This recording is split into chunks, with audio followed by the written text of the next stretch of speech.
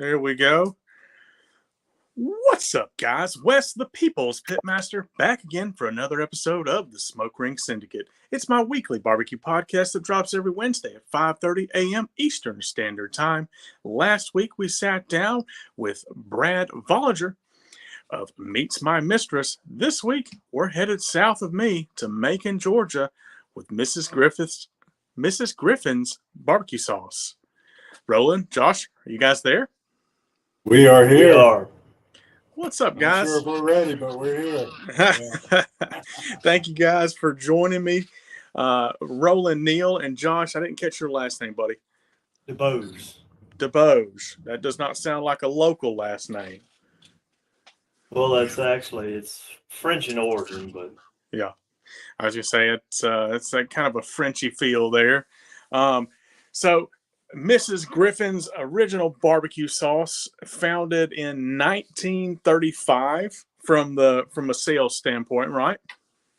Correct. Okay. So just kind of walk me through the background of the sauce itself. Some folks may have heard of it, some folks have not. Walk me through the creation of this sauce back in 1935. Obviously, neither of you were a part of that, but it's the history of the company. Yes. It actually I'll keep it short, but it actually goes back to the end of World War I when the Griffin family returned from Europe fighting in the war. They were living in Columbia, South Carolina, the home of Mustard Base, and they opened grocery store. They started opening a grocery store and may have opened a few and had what has become known as Miss Griffin's is like their shelf sauce or house sauce. Okay. And then when the Depression hit 1929, part of the family moved from Columbia, South Carolina to Macon, Georgia, where they went back into grocery store business and still had the family recipe sauce, but they started selling to other stores. 1935 is the way we understand, and they, instead of being an all mustard, they started adding some tomato paste, which is not ketchup. It's a tomato paste. It's much less sweeter, and that still reflects in the recipe today that we're not a sweet red sauce. We're more of a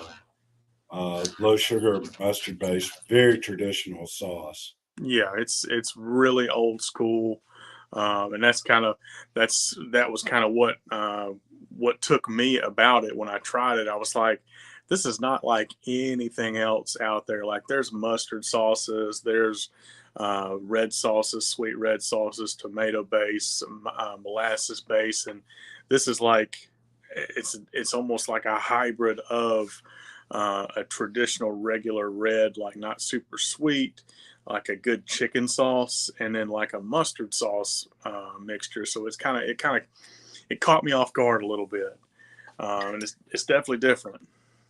Well, good. We like catching you off guard a little bit.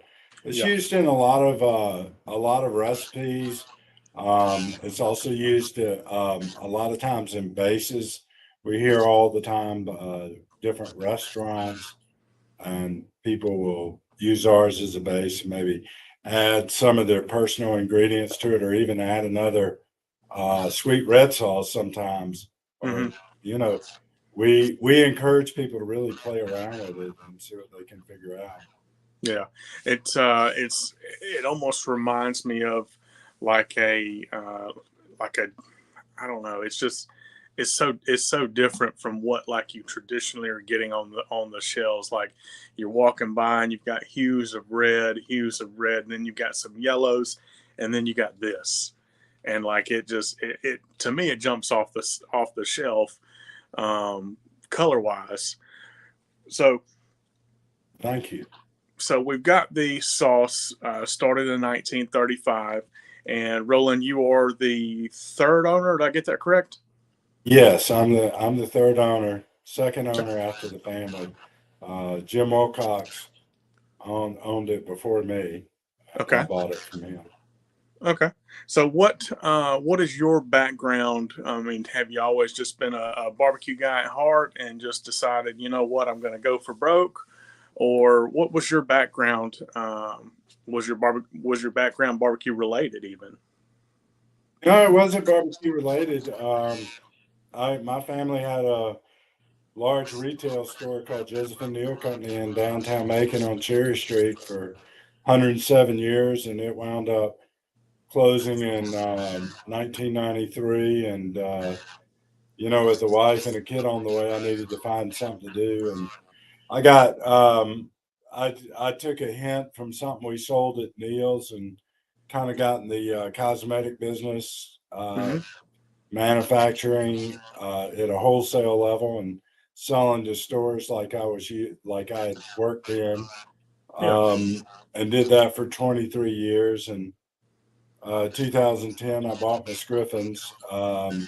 If you remember, 2010 was a pretty bad recession, and Miss Griffins was not doing so hot. And anyhow, I'd always been familiar with it and thought I knew how to blend the mix and pour and fill. So that's what happened. Yeah. Okay.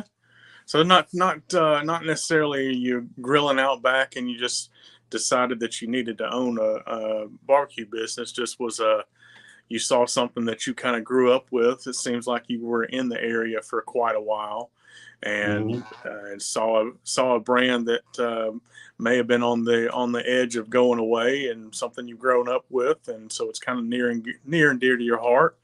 So you step in.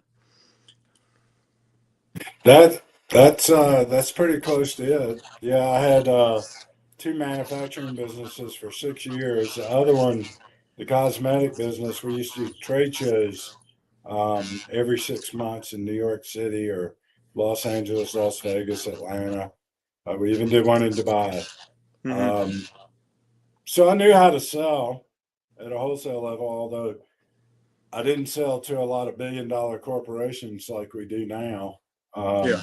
That's quite the challenge. But anyway, I don't want to leave Josh out on talking too. So Yeah. Feel feel free, free to Josh. jump in anytime, Feel Josh. free to jump in. So, Josh, what was your background before you came to Mrs. Griffin's? My background primarily was sales and logistics. I spent 13 years over on the border of Mexico doing manufacturing because we had our plant over in Mexico that imported into the United States. And when I came to Georgia, I actually was doing logistics for a company that was a pillow manufacturer out in Swainsboro, Mm-hmm. and worked there for several years, and decided I needed to change. And actually, it's kind of funny. I had applied for a job at Private Label Products, which was the company that Roland had owned. And by happenstance, they gave him my resume, and it was actually by mistake. And he called me up one day and he's like, this is Roland with Ms. Griffins.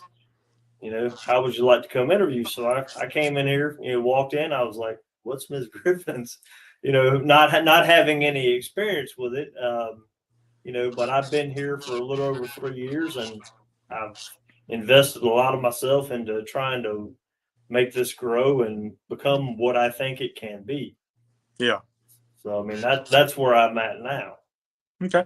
So this was purely a business move to feed the family, and it wasn't like a passion project for you necessarily, but it's kind of turned into one. No, sir. It wasn't. I was, like I said, when I walked in the door, I wasn't even familiar with it, but now I can probably recite the recipe back and forth. And we don't want to do that. We're live. No, absolutely not. Colonel wouldn't give away his secret herbs and spices, but yeah, I mean, having been here for a while, I'm very invested in the brand and its future. Yeah. And I feel like that when we've got some things happening that are great, and we look forward to sharing that in the coming months and seeing where things go and growing from there. Yeah. So we've got the original barbecue sauce, and there's 2 or 3 other variations of sauces you guys make with the Mrs. Griffiths line. Is that correct? Yes, there's hickory, sweet, original, and hot. Okay. The sweet or the hit that's the hiccup. Oh, I'm sorry. The sweet is our newest introduction, which we basically came up with that in as a offset of speaking with a buyer, and part of the barrier to say per se to entry into different markets is that 90% of what you see on a store shelf is sweet. So Yeah. they're like, well, if you come up with a sweet profile, that'll open you up to a lot of people that may or may not like let's say the Miss Griffin's base. Yeah. And adding a sweet element will open you up to more customers. So over the course of about 6 months, we, went back and forth with a blend and finally settled on what is currently the Miss Griffin Sweet. And we're really proud of it. Yeah. So is it, I mean, it's essentially the original just with more sugars of some sort? It's the original is, with a proprietary blend that gives it a little bit of sweet on the front end without being overly sweet. And actually, talking on that point, the original Miss Griffin's is only 3 grams of sugar, yeah. which is low, diabetic friendly. Right. Whereas Yes, even very with low. the sweet, we're only at 10 grams. If you look Really? at your average bottle of, let's say, a Sweet Baby Ray's, if you did that on a molecular level, you would see that 50% of the bottle is sugar. So I mean, we're still right there without being, teeth rotting sweet. Yeah. That's super interesting that you guys have gotten a sweet sauce that is got that sweet profile with such a small amount of sugar. I mean, you compared it to the Sweet Baby Ray's. Sweet Baby Ray's, I know Ray and Deuce and all them, and they've since sold the business, and it's bottled by Ken's now. But theirs is, and it's always been too sweet for me. But if I cut it with apple cider vinegar, it was good. So 4 sauces, and you guys are in the sauce business, and that was the way this started. Um, are we doing any kind of barbecue rubs or any kind of seasoning products, like a dry seasonings at all? Yes, we offer Miss Griffin's rub, and we sell quite a bit of it. Okay. So Just we're definitely like, in it. is it a, sorry? We're definitely in it. Okay. Is it just the one is a traditional kind of like a barbecue style rub, or is it more of a seasoning? It's a Miss Griffin's inspired seasoning. So Okay. No, all I was going to say is it's based on the original formulation of the liquid sauce, but in a dry rub form. Okay. So, Okay. So I'm just trying to think how, because I've not seen it. Like, I've seen it, but I've never seen it in person. Never been able to try the dry. So I'm just trying to think about how that would work with like if you could do ribs or something like that with it, or if it would be a better like a layering type rub. and it's multifaceted. I mean, you can Hmm. put it on everything you would generally put the sauce on. It's just, Yeah, and it's similar sugar content, very low. very low. Almost no, I would imagine, with it being a dry rub, as far as yeah. blending purposes. So we've got the 4 sauces and we've got the seasoning line. Do you guys do private labeling for other companies, or you guys just do your own products? We have some companies, yeah, that we do manufacturing for them. Miss Griffin's has been in business so long that a lot of the barbecue restaurants use Miss Griffin's as part of their base. Mm-hmm. And we had an order come in this morning. Somebody we've been doing for 50 years. We've been Wow.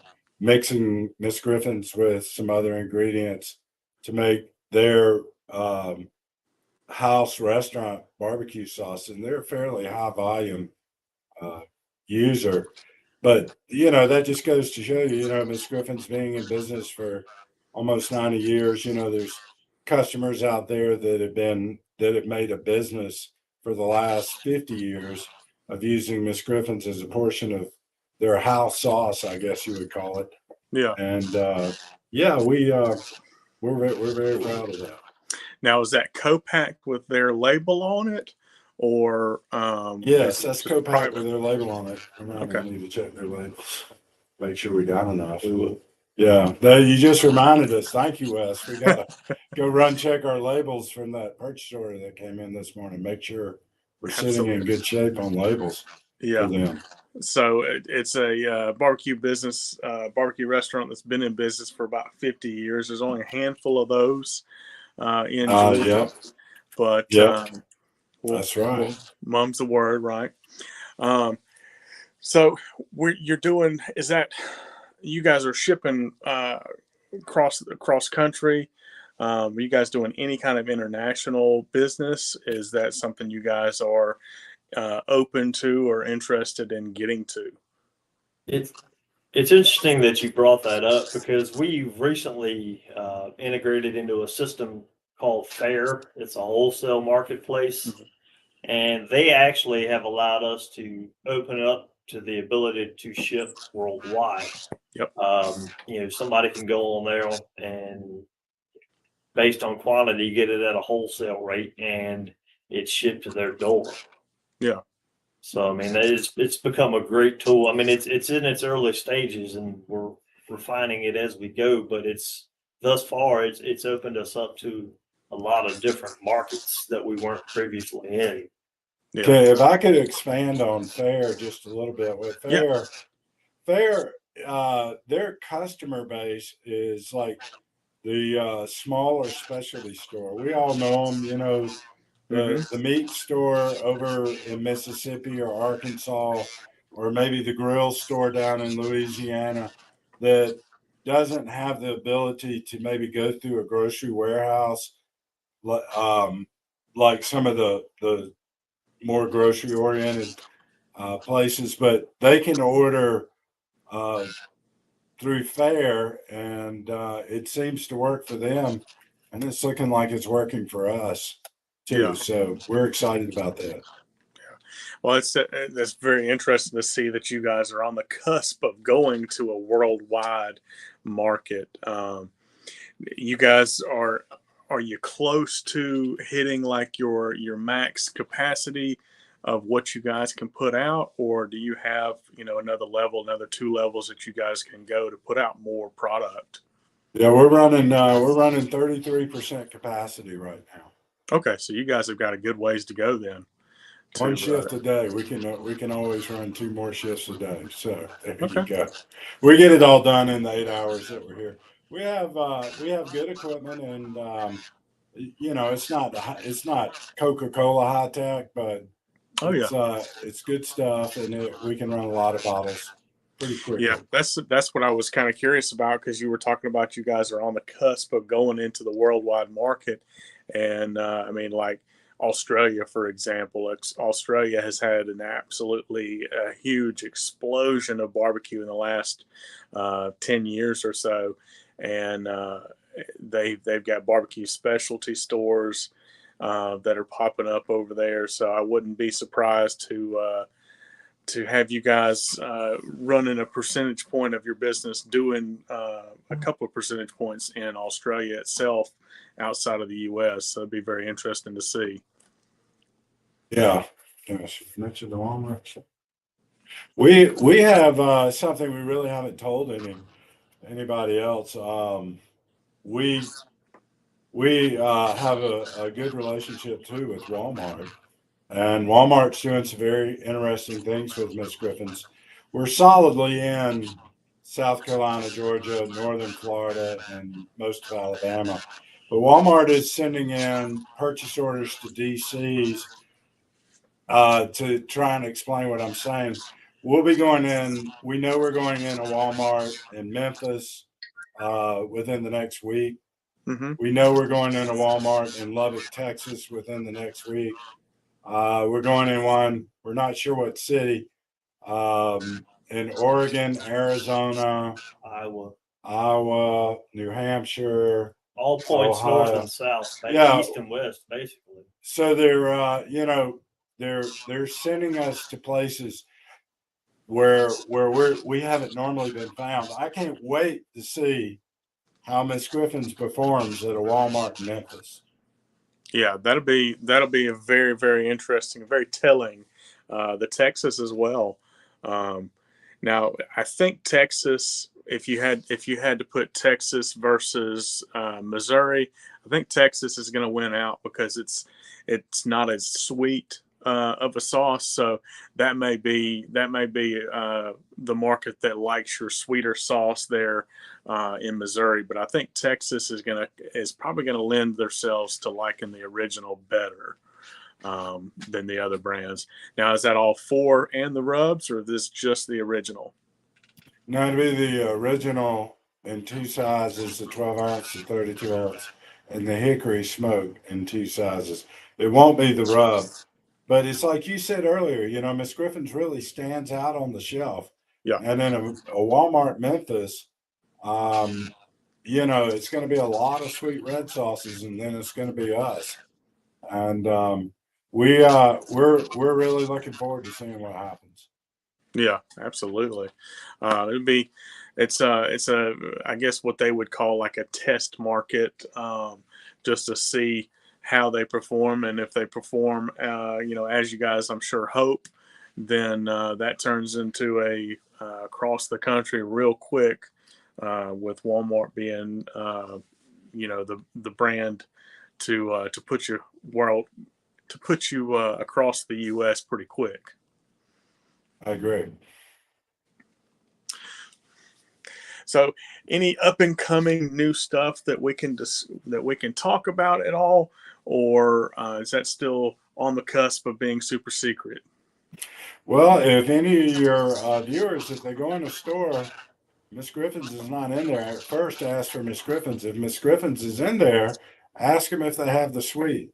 We're hoping that Walmart's going to roll out the suite that's coming 2024.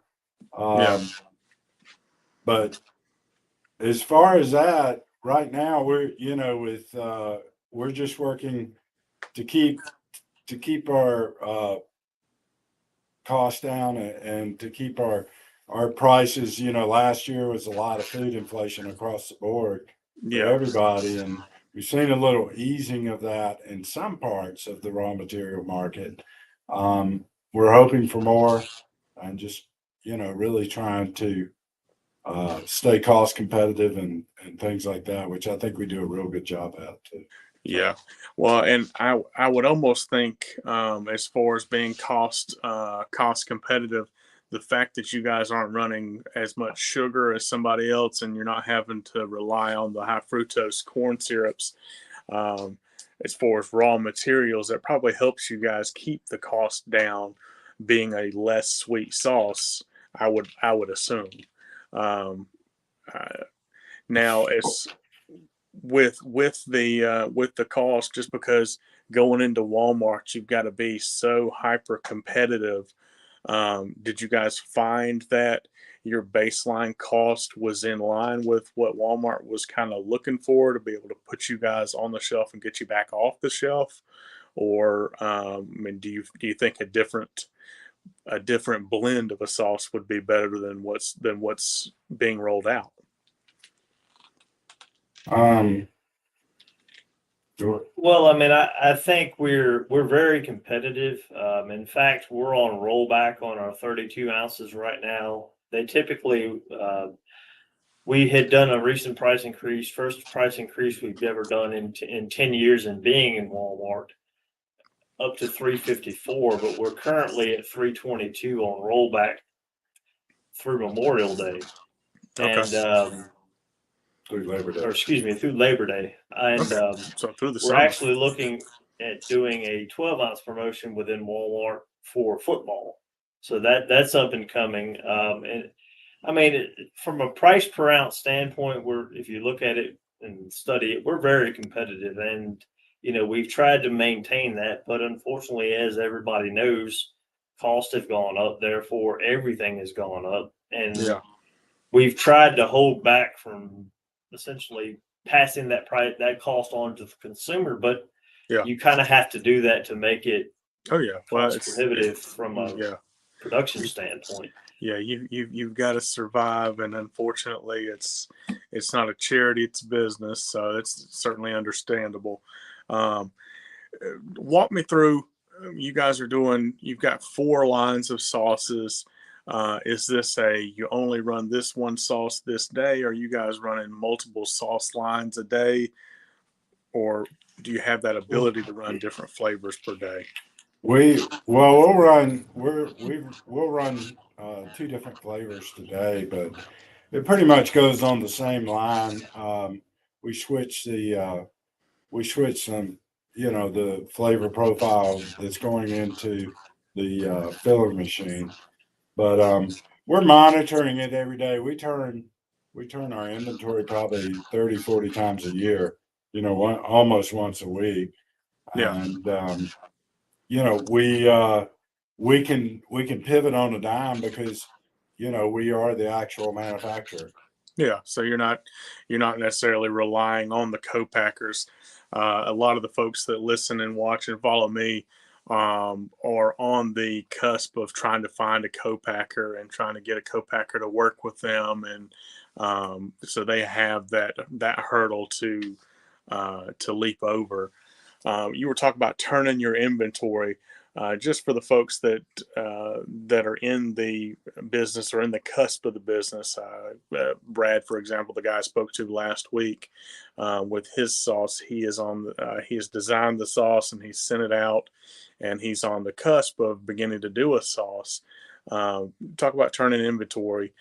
You said 40 times a year. What do you mean by turning inventory? Take your average number of days by your average dollar inventory and do a division. This is kind of coming back to my family's department store for 107 years. That's kind of where I gained that knowledge, but a store like that would turn 4 or 5 times a year if you were lucky. With the wholesale barbecue business, and being in it so long, we know our customers, and you know we know almost when it's time for them to order. Mm-hmm. And we have it ready. We have extra, but we have it ready. And very few times do we find ourselves stung. You asked me about capacity of production. Mm-hmm. When you have a good idea of what you're going to sell next week and the week after and the week after that, Yeah. you can align your technology and your filling and your labor and all those to kind of make sure that you keep that accommodated. I will Yeah. say that it's very important to be on time in full with the people that I deal with, the Krogers, the Publix, Walmart. Yeah. I mean, the big buyers, they write a purchase order. They want it to show up in full when Yeah. they want it to show up in full. Yeah, absolutely. So any plans to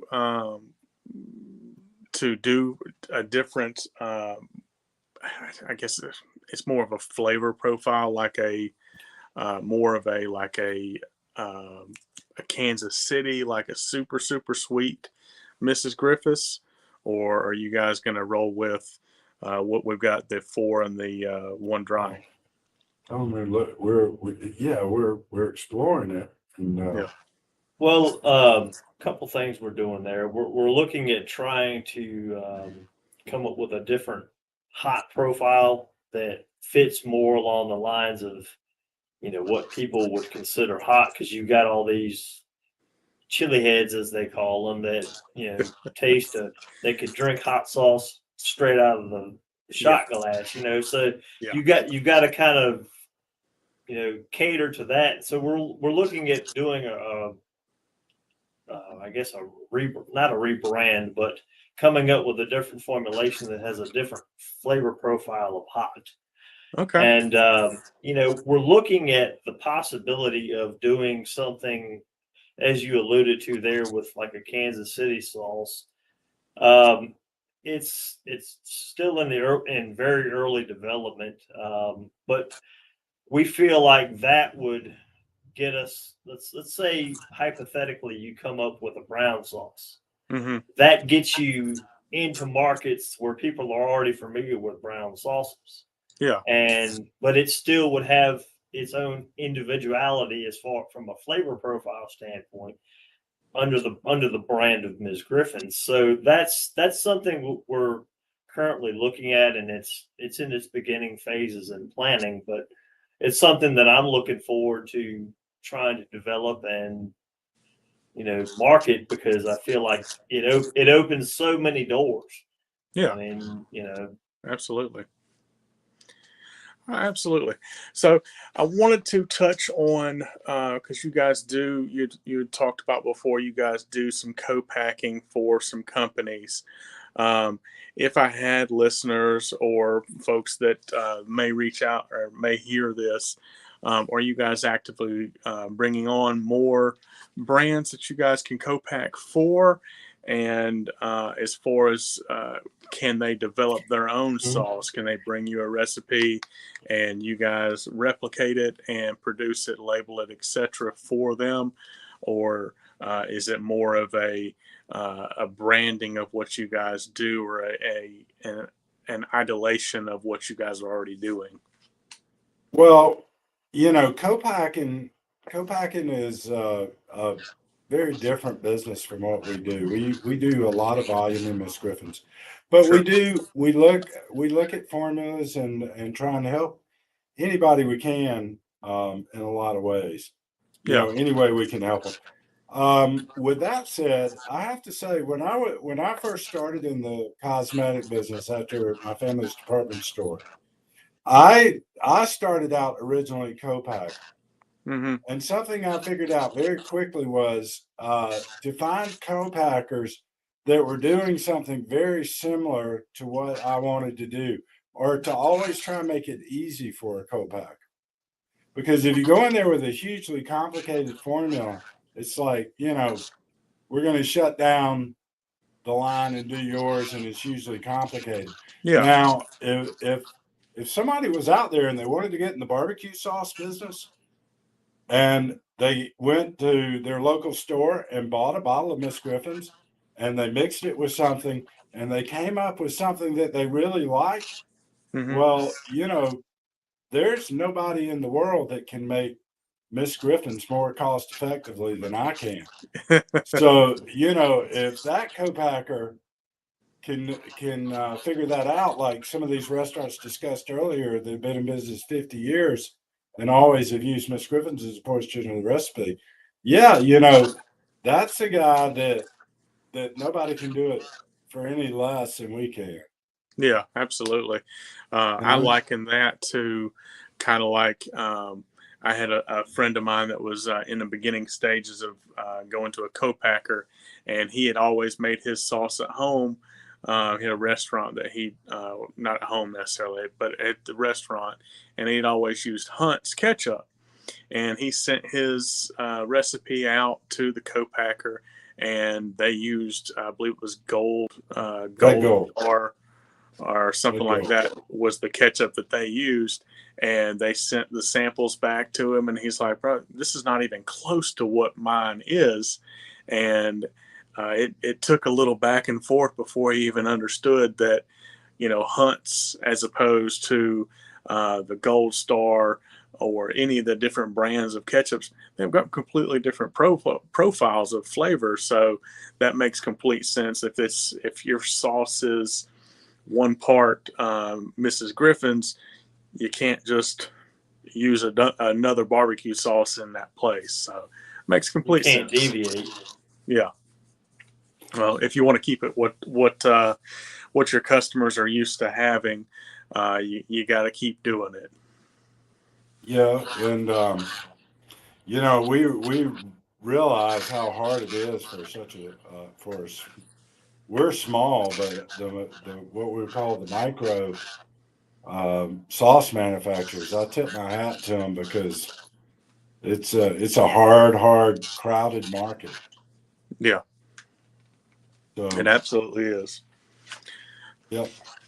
That's anything you want to say about that? Yeah. Okay. Yeah. So that's kind of what we do. We Yep. go out there, get a bottle of Miss Griffin's. If I'm talking to any early co-packers or somebody that like to get in the barbecue sauce and keep the prices down, keep it simple is always a good motto. And Yeah. if it uses a percentage of Miss Griffin's, well, there's no door that's going to be open wider to you than right here in Macon, Georgia. Yeah. Absolutely. So you guys are based in Macon, and those that are listening, you guys do any kind of facility tours, or do you have a point of sale for Mrs. Griffin's there at the home location, or is it just grocery stores? We're pretty much, for Miss Griffin's, we're pretty much mostly grocery stores. I mean, we're very proud. We're very proud of our facility. It's 11,000 square foot building that we own. We don't rent it, and our filling room was made in 2016 and is I think very nice. Totally air conditioned and everything else, and heated and cooled. Yeah. We're happy to show anybody around. We have nothing to hide, and Yeah. I wasn't. I anyhow, wasn't. I wasn't implying that at all. no, I've I got know a you lot weren't. of the.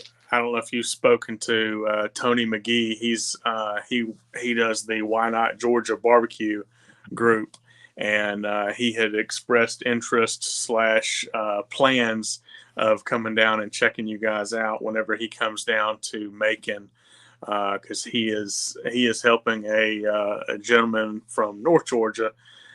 They're planning the Macon, I think it's like a Macon Bacon Barbecue Fest, Barbecues and brews. barbecue and brews.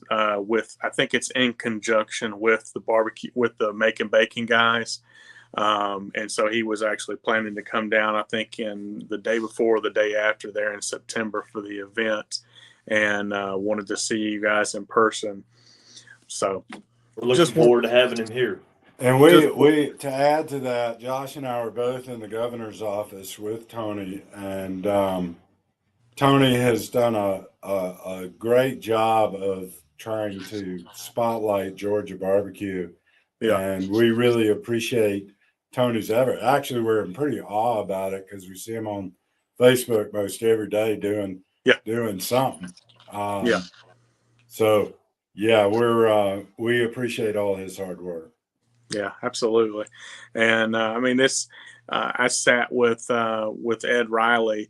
I don't know if you're familiar Yeah, with Ed or not, but sure. Yeah, uh, we know Ed.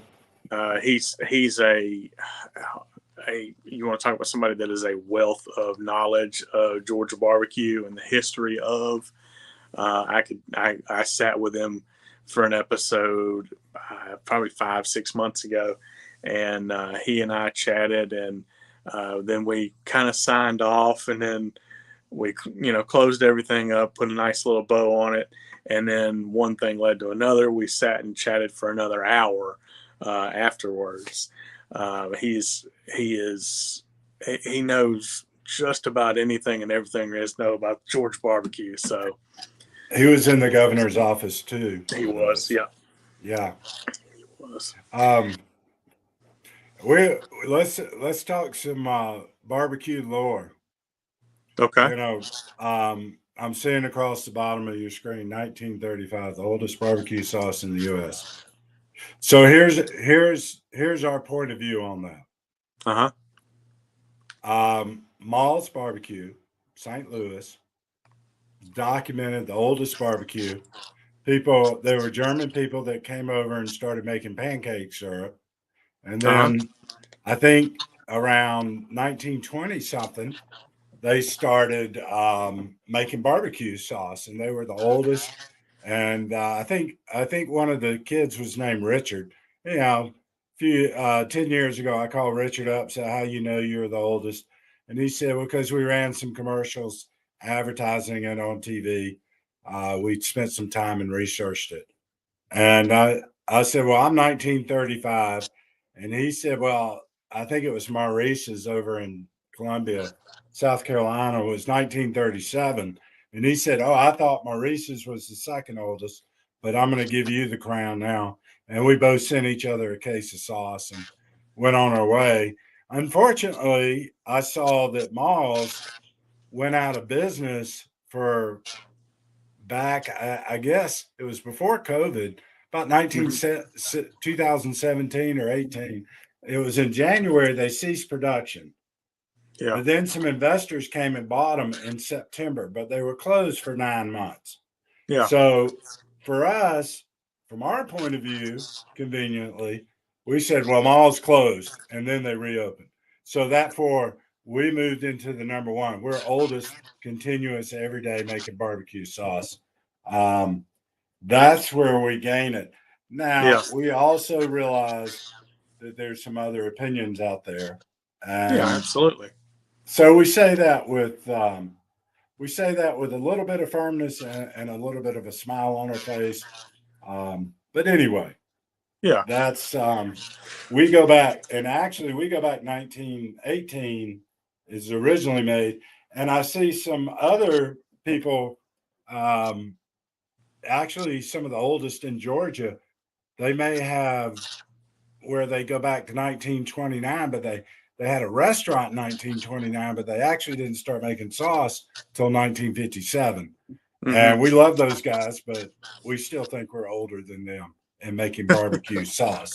So with all due respect, having an old off, huh? Who's older? Yeah, like I say, there's the lore, and yeah, is absolutely. It real or is it not? Yeah. But we have been making sauce every day since 1935. Yeah. So it puts some South in your mouth. Mrs. Griffins barbecue sauce. Do you guys think that hurts or helps when you're looking at going across the U.S. and across the world, the South in your mouth like that? Oh, heck yeah, it helps. The South, it doesn't matter what part of California or New Mexico or wherever, those people they look at the Southeast as the home of barbecue. And I've heard some of those Texas guys, and we'll kid them, no such thing as beef barbecue, but we say that with a smile on our face too. Oh yeah, that's good stuff too now.